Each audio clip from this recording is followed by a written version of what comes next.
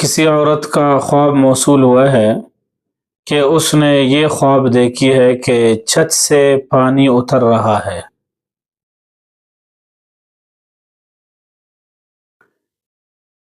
اس نظارے کی تعبیر یہ ہے کہ وہ بہت سے سنگین مادی مشکلات سے دوچار ہے، اور اگر یہی خواب کوئی لڑکی دیکھے تو اس کی بھی یہی تعبیر ہے۔ اور اس میں یہ بھی اضافہ کیا ہے معبرین نے کہ اگر لڑکی نے یہ خواب دیکھا کہ پانی